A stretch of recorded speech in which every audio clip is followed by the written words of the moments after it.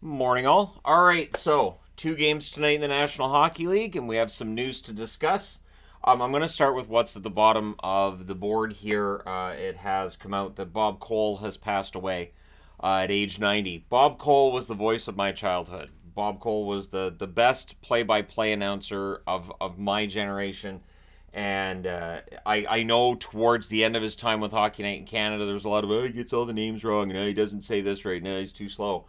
But Bob Cole was absolutely the greatest announcer in my time, and a lot of the iconic moments that are shown by the National Hockey League in little snippets used by Sportsnet, CBC, whichever network, that voice you hear is going to be Bob Cole's in a lot of those clips, and he'll be missed. But 90 years of age, he had a good long life, and he was great for the sport. And yeah, again, I thought he was the best at what he did.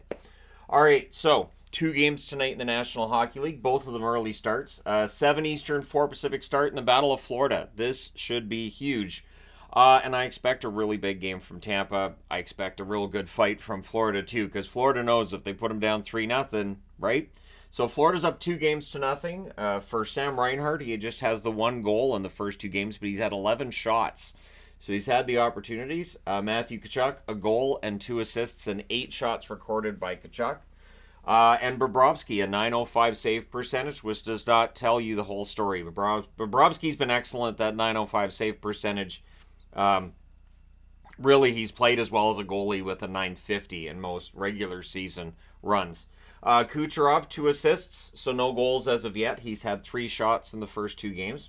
Stamkos, 2 goals and an assist and 5 shots. So Tampa Bay needs to make sure those players are still going and other guys get going.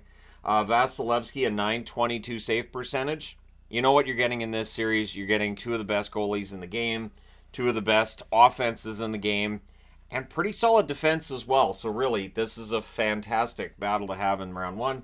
And I'm glad I get to watch that. And then a half an hour later at 7:30 Eastern, 4:30 Pacific, the Carolina Hurricanes and the New York Islanders get at it.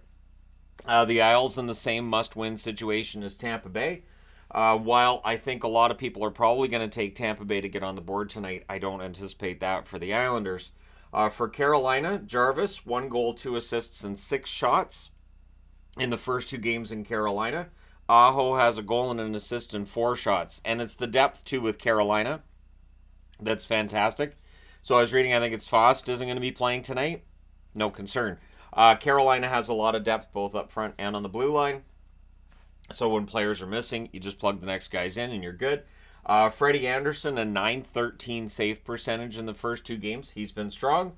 Horvat, a goal and 8 shots in the first 2 games. Barzell, just the 1 assist and 5 shots. So the Islanders need some more scoring. They need more chances. Varlamov had a 905 save percentage in the first 2 games. Sorokin is playing tonight as Patrick Waugh tries to reverse course here and turn this series around before it's too late. And if they don't win tonight, that'll pretty much officially make it too late. I know people will always say, until a team's officially out, but if a team's down 3-0, it's very rare that they don't, or that they actually come back and win that series. Very, very unusual for that to happen. It does happen occasionally. I do remember the reverse sweep, San Jose, LA. Obviously, I'm a Bruins fan, so I remember Philadelphia too back in 2010. But it is very rare. That's why those things are memorable. So the former Arizona Coyotes getting a warm welcome in Utah, and everybody, oh no, it makes total sense to keep the history in Arizona because Morello. That's assuming Morello's going to get that new arena. So that's the weird thing is people going, no, it makes total sense. They're just inactive. So if they never become active again, that history dies. Just all the players went somewhere else, and then nothing happened. It's so weird. But anyways, the Coyotes get a warm greeting in Utah in those really generic hoodies that they were all wearing that I'm sure are going to be available on the NHL shop site. I'm not getting one. I don't want just a generic hoodie that says Utah 2024 on it. That's weird. So, but yeah, they got a warm welcome and they introduced themselves to the fans. And honestly, I think this is going to work. I know there's people who, aren't necessarily sold on it, but I do think it's going to work. I think they'll support the team. And we'll see how it all goes for them. I want to apologize to David Quinn. So yesterday I did the video on San Jose. And honestly, so I put the video together, I look everything up online, I get all the data on the board, I make the video, I upload it, and they fired him. So I would like to apologize because I said in that video, like, David Quinn hasn't had a chance to actually have a good roster. So we don't know what kind of coach he can be. But Mike Greer, when talking about firing him, did mention the exit interviews. It's possible that there were players who said, I don't know about the coach. Because during the exit interviews, there's kind of that openness that players might have at the end of the season. Famously, of course, in Calgary, Daryl Sutter, the exit interviews with players didn't go well, and Sutter ends up out in Calgary. I'm not saying it was something like that necessarily with David Quinn, but the fact that that comes up means they may have looked at a number of things and said, no, we're going to look in another direction. No replacement's been named, so this isn't a matter of, hey, we had a coach, we found this guy, he was just kind of here, ta-da, like the Canucks did with Tocchet. But yeah, so we'll see what the Sharks do from here, but I can only assume that it has been a long time since I jinxed a coach or a team with making a video. So all kidding aside, I do think David Quinn, he'll probably end up with an assistant's job next time out, and then a chance at a head coaching job again later in all likelihood. But yeah, so we'll see what happens. Jacob Voracek retires. Not really a surprise here. He hasn't played since November 4th of 2022. He was concussed in a Global Series game in Finland against the Avalanche. And he retires with 1,058 games played, 223 goals, 583 assists, 806 points. Voracek was a good player, and it's a shame the concussion took him out because he was still effective. There will definitely be a career video on Voracek, no question on that one. But I do wish him all the best in retirement. The concern I always have when it's a concussion that keeps a player out that long and they never come back, I do worry about, so in retirement, are they having a normal life where they can get up every day and have a normal, just a normal existence, or are they still having headaches? Are they still dealing with concussion symptoms? That can go on for a very, very, very long time. So hopefully Voracek is able to have a good, healthy retirement life. All the best to him. Ottawa. So they had the I think it's memorandum of understanding or memo of understanding last September that they signed with the idea that by this coming September they'd have a plan on the new building. And to this point, while everybody's still being cordial, there's no sign that there's any kind of hiccups. They're still undecided on whether or not Ottawa's new arena will be in LeBreton Flats or maybe closer to downtown.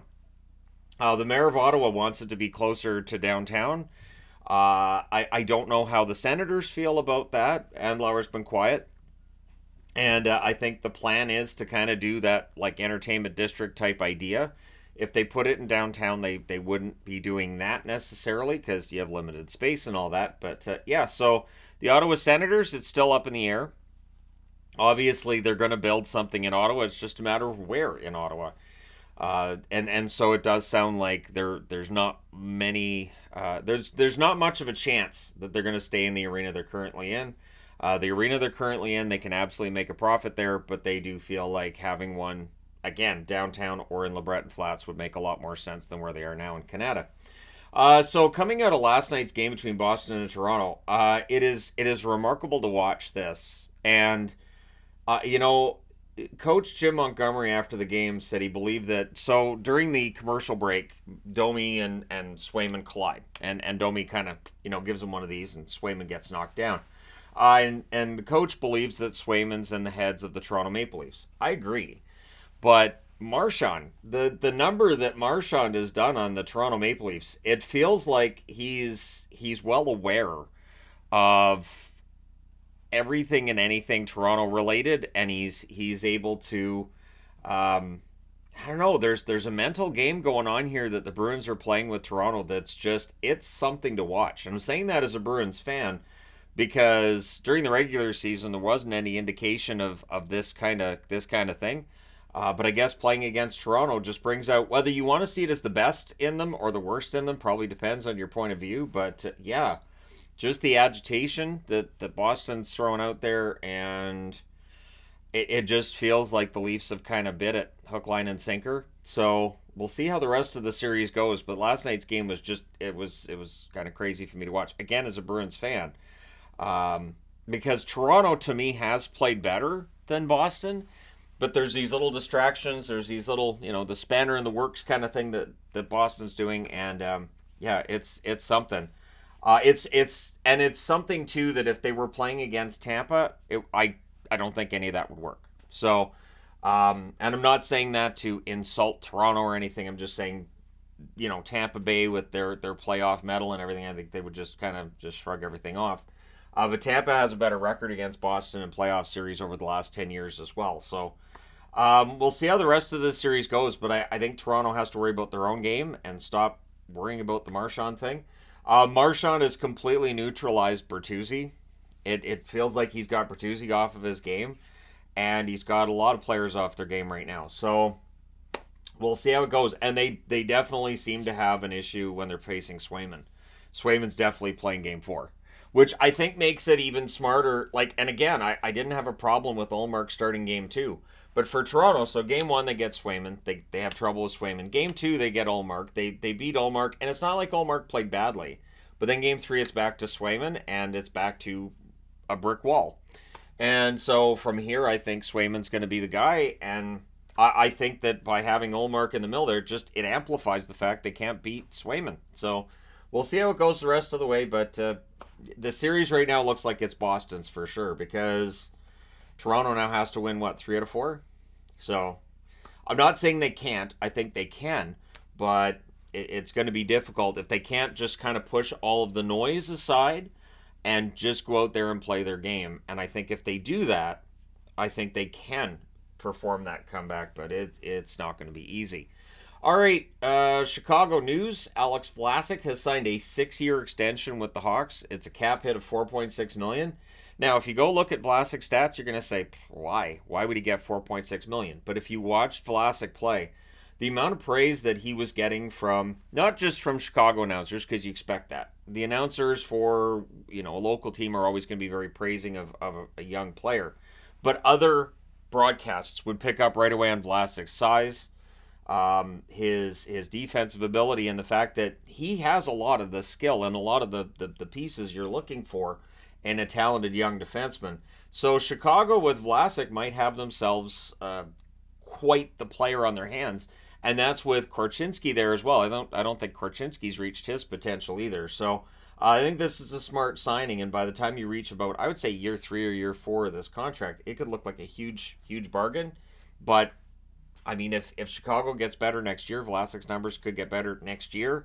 This could look like a bargain by as soon as next summer. There's some risk to that, but for Chicago, they can afford a $4.6 million cap hit. Sure, they have lots of cap space. So Hedl is hoping to return for Game 3 tomorrow in Washington. He is traveling with the team, and that would be a huge boost to the Rangers, who don't really need a huge boost when they're already up 2-0. So the Rangers would get a little bit stronger, and it makes it a little bit more difficult for the Capitals to come back and potentially win that series, where again they already have to win 4 out of 5 to move on. So it is a difficult comeback when you're down 2-0, even though they haven't played a game at home as of yet. So this was announced.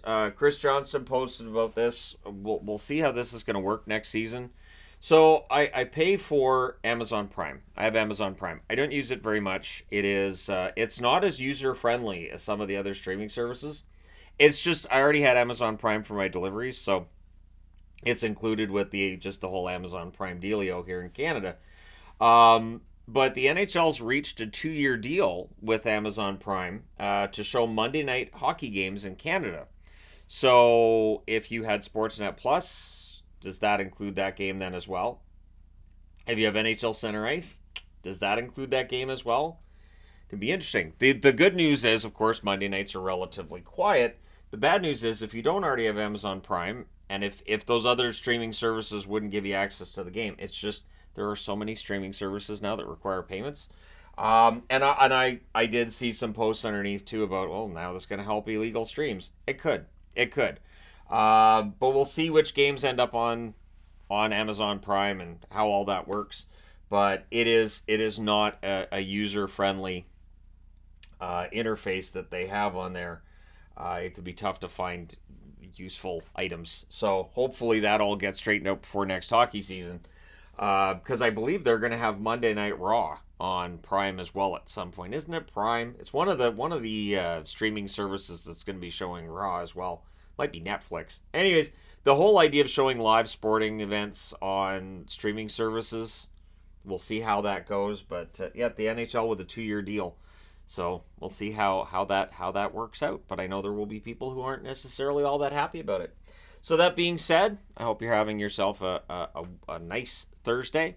Again, I just have the 2 games tonight, so it's a quiet Thursday, which is weird for me. Normally Thursdays are really busy evenings. So yeah, it'll be nice to be done relatively early, keeping in mind that either of these games could go to overtime, but I don't have to worry about late games overlapping, so not a big deal. I'll be here to watch them when they do or don't go to overtime. So let me know your picks in the comment section below as always. Let me know your thoughts on any of the items on the board as always. Thank you guys so much for all your support. I will talk to you again soon.